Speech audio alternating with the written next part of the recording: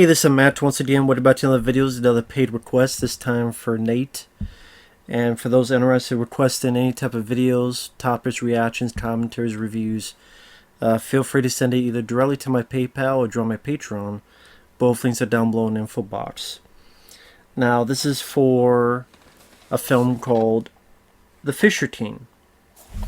Now, this is a film that I always forget exists. I don't mean that as a bad thing. I know some people would sometimes ask me about Terry Gilliam. And I would say, well, probably the only thing I like is Fear and Loathing in Las Vegas. But then I always forget that he directed this film. And it had been a while since I've seen this. Quite a while. You got Jeff Bridges from Starman, being the Big Lebowski, quite a few stuff. You got Robin Williams. This is when he was trying to go back and forth between comedy and drama. He would do something like Dead Poet Society, but then do something like Toys. He'd do something like The Fisher Team, but then, voice the genie in Aladdin. Do something like Awakenings, but then do something years later like Jumanji. As he said in an interview, he wanted to do comedy and drama, so he wasn't just pigeonholed in one. And he'd go in both directions. And he was capable of that. Very talented. And anytime I see Robin Williams, I greatly miss him. Just a big ball of energy, and from interviews and anything you've seen him in, just all this great emotional core to him as a person, to the characters he put a lot of his effort into. Just a wonderful talent that's greatly missed. And Jeff Bridges does a solid job here too. And you have Mercedes Ruehl. Mercedes Ruehl, who, because she plays Jeff Bridges' girlfriend, she was a lot of fun in this. Had a great attitude, spunk, energy. Tough but not bitchy. Loving but not a damsel or... I can see why she got some recognition from this. She did a really good job. And while I do think the film is a tad overlong, because it's like 2 hours and 17 minutes, I don't think this film needed to be that long. And also, there's some chuckles in it, but I think this is, to me, more drama than comedy. Although there's a couple quirky moments, thanks to Robin's acting and some moments to shine. So there's humorous moments, but I definitely think this is more of a successful drama. Because sometimes it's labeled as a comedy, and I think that's the wrong fit.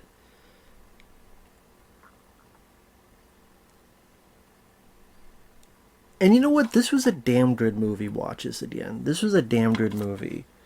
Yeah, I really did enjoy watching this again. Just like I say, it's been forever since I've seen this. It's probably been at least 20 years since I've seen this. Because a lot of these Robert Williams DVDs I got when he passed away, but then I didn't watch them at first because, granted, I never knew the guy. But that celebrity death is one of those deaths that just really hit me hard. Because he still was like a guy, like a actor, comedian that I grew up with. And each time I would see all this stuff, it just so much warmth and laughter. And that being gone, and the way it happened and why it happened, it was just very heartbreaking. But nice to see it now. And Terry Gilliam, I think also helped he didn't write the film. Because, like I said, I'm not a big Terry Gilliam fan. I mean, I'm not much into Time Bandits like other people are. I'm not much into Monty Python like other people are. I love Fear and Loathing in Las Vegas. That's my favorite of his. Which he helped write, but there's also a lot of other people involved with it. And it's based on existing work. This is not written by him. I forget who wrote it, but let's see if it says here. Screenwriter Richard LaGravenese. came up with the idea in December 1985 when he saw two men walking down the street. One was a very handsome man. His partner was a sort of mentally challenged man. For some reason, the relationship moved me. They seemed to be walking together out of this bond, not by blood, but by some kind of devotion.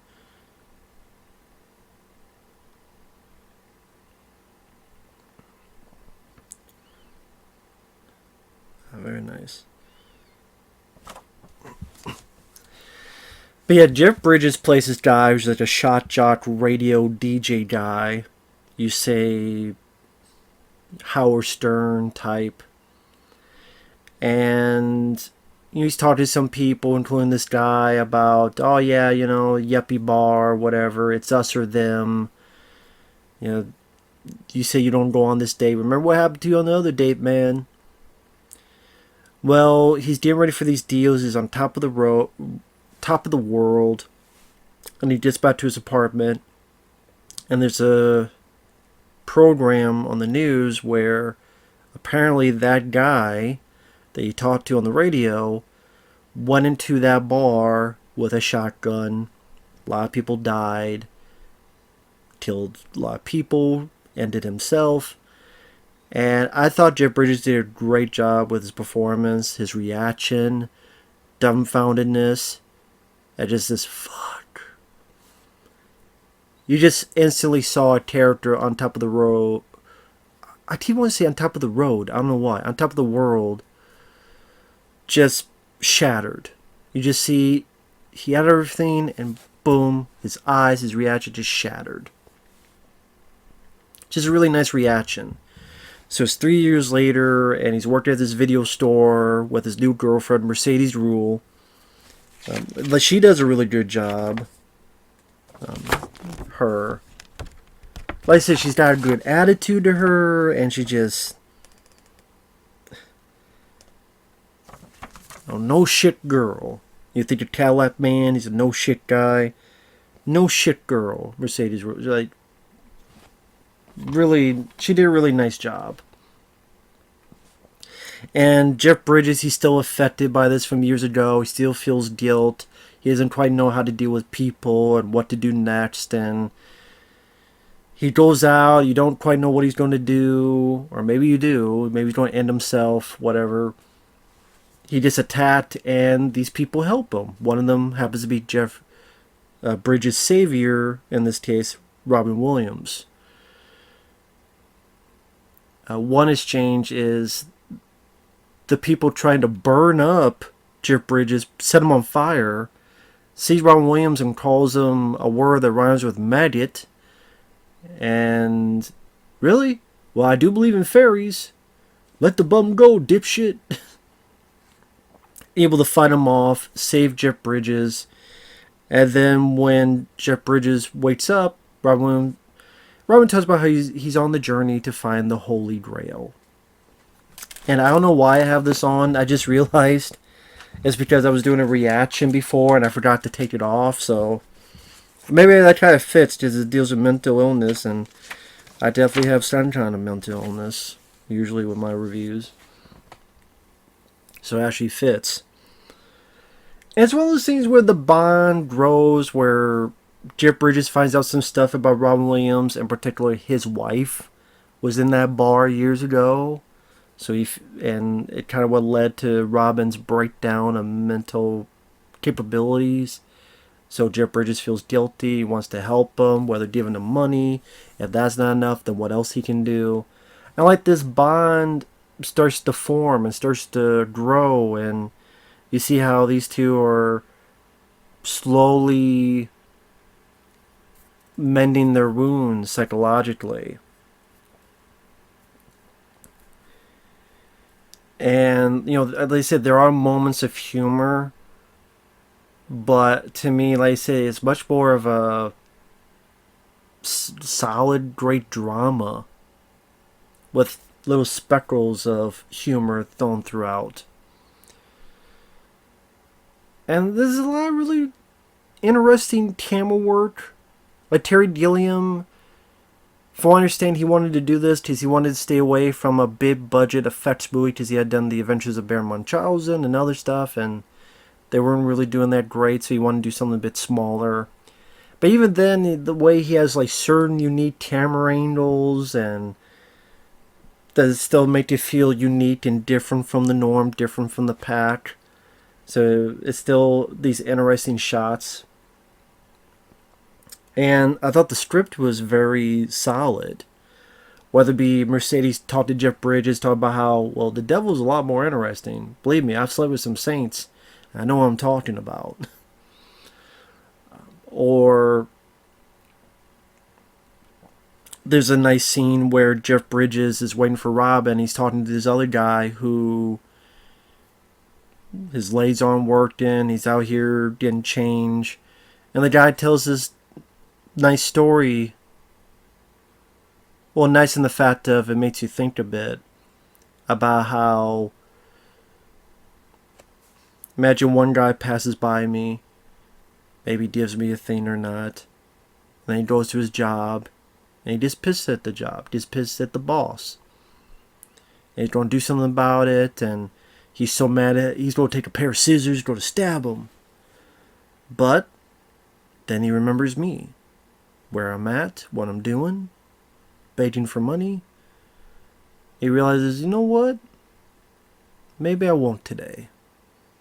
And the line that got me was, I'm what you call a moral traffic light. And I like that. I like that term, a moral traffic light.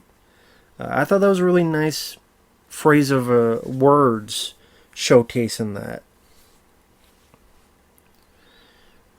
Or when Robin tells Jeff the story of the Fisher King. And if I can remember the story right, it's Holy Grail story where a teen was told he would get this, but then it vanishes. And this wound festers when he tried to get it. And throughout the years, the wound gets worse and worse.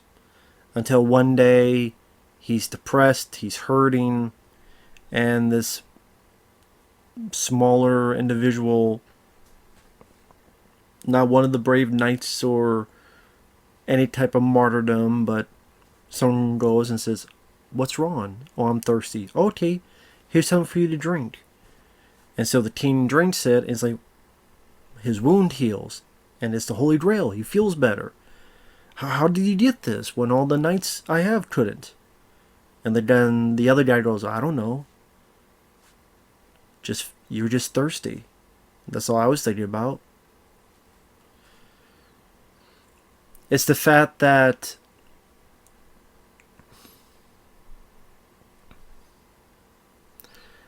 sometimes it's the unexpected people that will come out and help you and help change your life, help change your ways, help where you least expect it from an unlikely source. And they're both able to heal each other. Because, I mean, with the shot job with Jeff Bridges, I mean, it's not really his fault. I mean, if you're on a radio and you're talking to people countless times, you can only say what you say and do what you do. It's ultimately going to be that person's choices and judgment. But again, because Jeff Bridges' character is a decent guy, he still feels that guilt. Robin Williams is going through, of course, the heartache. And I think when I first saw this, might have been more than 20 years ago, I forgot what the Red Knight represented. And when I realized what it represented, I was fucking horrified. I'm like, holy shit. Like I said, it was that long, so it must have been more than 20 years since I've seen this. In fact, I might not have seen this since I was a kid. And as a kid, I guess I didn't, even though it blatantly tells you, like bluntly and blatantly tells you, I guess I'm just kind of, my mind was wandering. There's a Red Knight, and then, I don't know, my mind was wandering, doing something here, and because Robin Williams' character keeps seeing this Red Knight. No one else sees it. It's in his mind. What the Red Knight represents with the spit and fire is when Robin was in the bar with his wife, the shotgun shot his fucking wife and through her head, and the fucking brain matter hit Robin Williams in the face, and blood. And just the horrified, no wonder he lost his mind. No wonder he went crazy. The spray of blood and stuff represents the Red Knight. I went, holy fuck. I completely, utterly forgot that. I don't know how, but I went, whew.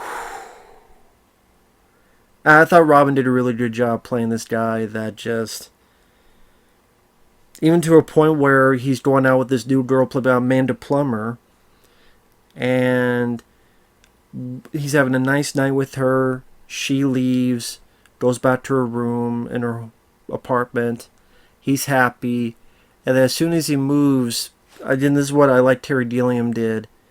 He moves to a point, Robin Williams, where he's now here, but his image has been split into two because of how he put it, reflection, like where you stand, like you're fine, but then split into two, almost as if there's still the split part of him. There's the one that wants to be happy with Amanda Plummer, and there's the one that can't let go of the past.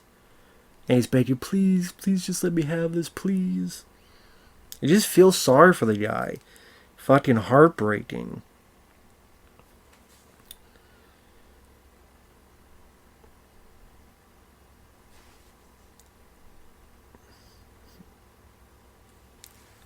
And that's what I mean, like the way that it's directed and the different camera angles and the performances by the characters. I said, I don't know it need to be 2 hours, 17 minutes. It's a bit lengthy.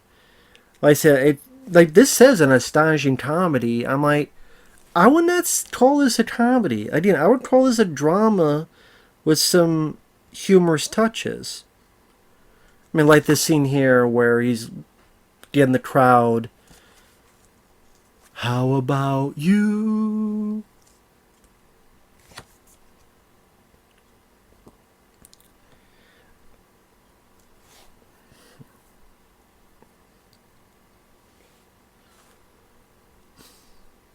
How do I go into it? Well, actually, you know what? Let me read what this whole thing says. There's a thing in here. With satellite and physical releases, you don't really get this type of stuff anymore. So you have this bit here with a bunch of reviews.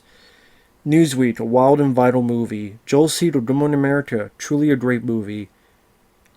KABC TV, 10 plus a stunning fantasy. Gene Shalit, The Today Show, original, fresh, and wild.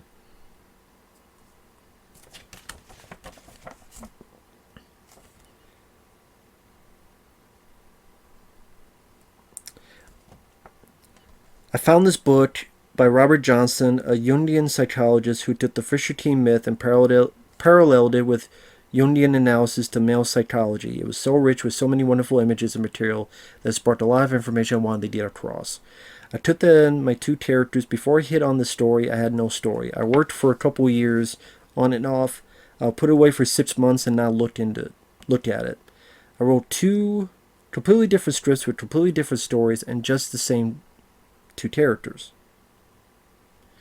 I threw each one out and would start over again, keeping the two characters and taking with me a little bit from each. Eventually, his script came to the attention of producers Deborah Hill, forgot Deborah Hill was a part of this, Linda Obst, who purchased the screenplay in 1988 while working under a production deal at Disney. After 6 months of script revisions, the project went into turnaround, but was soon acquired by TriStar Pictures. Photography began May 21st, 1990 in New York City. Terry Gilliam and stars Robin Williams, Jeff Bridges, and such filmed the Fisher Team's exteriors. The Red Knight sequence on Fifth Avenue and the Grand Central Station lobby waltz, which featured 1,000 extras. Production moved back to Sony's Culver City studios in late June, where the film's interior scenes were shot. Originally slated to open in May 91, TriStar decided to hold the release until September 20 to better capture an adult audience as well as focus Oscar attention on the performances.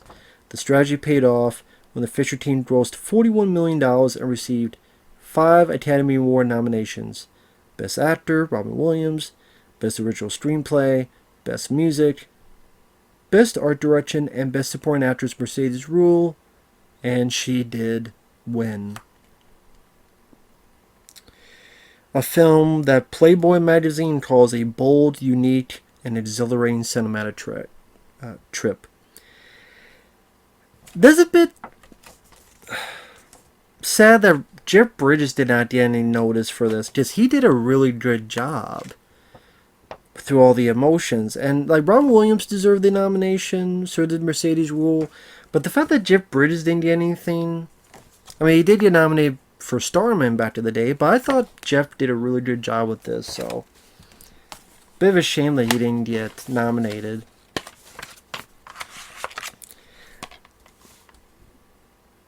Heartbreak, loss, redemption of the soul, some nice elements of humor scattered throughout. These two worked rather well together. Yeah, the Fisher team, if you like these two actors and you just like movies, is easily worth a watch. Easily. I was surprised just how, and it just made me just miss Robin Williams all over again. Where, spoiler alert, gets to the ending where Robin Williams' character is attacked. He gets into a comatose state. Jeff Bridges has the ability to go back into his rich lifestyle, but he wants to help his friend. And steals the Holy Grail that Robin's been wanting the whole time. And then Robin wakes up and goes, "I had a dream that had a wife. Can I miss her now? Thank you." And just the way he said it, goddamn, it was heartbreaking. And even this nice funny moment where Robin had this idea earlier, and they gets naked in the park, and Jeff's like, "Are you crazy?" Well, by the end, they're both happier. They're both naked in the park, look up at the stars and the moon, and it's like a nice ending to this story. And definitely, this and Fear and Loathing in Las Vegas, I would say Fear and Loathing is, for me, the funnier comedy of the two, while this is definitely the more dramatic punch of the two. So, definitely my two favorite Terry Gilliam films is Fear and Loathing and this movie. So, The Fisher King, yeah. Definitely a good one. A film that no one really talked about, now that I think about it. Like I said, I forgot that Terry Gilliam had made it. But it definitely deserves much more. Well, I mean, it got recognition, but I mean, like I said, nobody nowadays talks about it. But man, it's a pretty damn good movie. And God, like I said, just basically miss Robin Williams. I know there's some stuff on YouTube where Jeff Bridges has some nice words to say about Robin Williams since he worked with him on the project, so I think this might have a Blu-ray, but I don't know what features are on it. I'd have to look it up. If it's the one I'm thinking of. But, one second. Blu-ray Fisher King.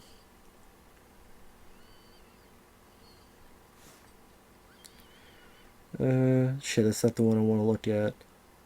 I think there's a Criterion Blu-ray. So I don't know what all is on this, but there is a Criterion Blu-ray. I don't want to download the app on it. Stop asking me for the app. Don't need a damn app for everything. God, not every fucking thing needs an app. Have to type it in. Sorry about this, folks. King Blu-ray. I know, I mean, I know the review's pretty much over, but I just want to look this up. If it will tell me. Yes, tell me Blu-ray review. It has 5 trailers. Damn. 6 deleted scenes. 2 new short documentaries that focus the production history of the Fisher Teen, visual style design, and key themes. Interviews with Terry Gilliam, producer, Mercedes, Jeff Bridges, Amanda Plummer, and screenwriter Richard, among others. When was this made?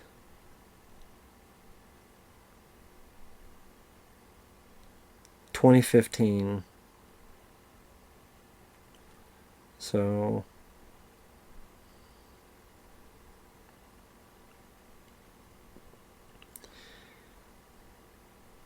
you know what's sad? I don't even remember when Robin Williams passed away, just I didn't really want to think about it much, so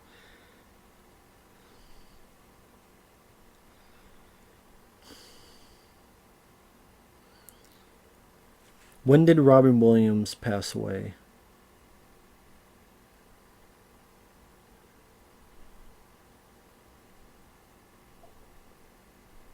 2014. Wow.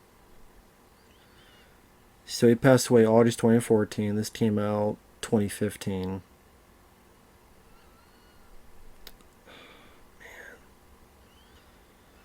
God, it's been that long. Jesus. And of course, I lost my damn place. Son of a bitch. Yeah, sorry about this, folks. I know it's not most exciting, but I was just curious. And I know if I don't do it now, I'm going to forget. So there's 2. One's 30 minutes long, one's 31 minutes long. Artists recall how the Red Knight came to exist and discuss some of the big technical dilemmas. That's 23 minutes long. Jeff Bridges took various photographs with his camera in this new video after shows and discusses some of his photographs. 12 minutes long. Jeff Bridges recalls his work with an acting coach who taught him how to be a shot jock. 20 minutes long. Robin Williams, this is an interview from back in the day, from 2006 actually. So, yeah, it's not like from when the film was made, so it was still quite a few years after the film came out. Commentary with Terry Gilliam. So, yeah, there's some features on there, and then sadly, Robin had passed away, so he couldn't say anything new about it, of course. But yeah, it's a very good film.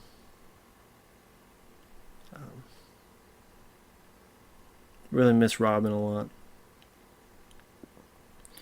So with that said, thanks for watching. Take care. We'll see you guys later.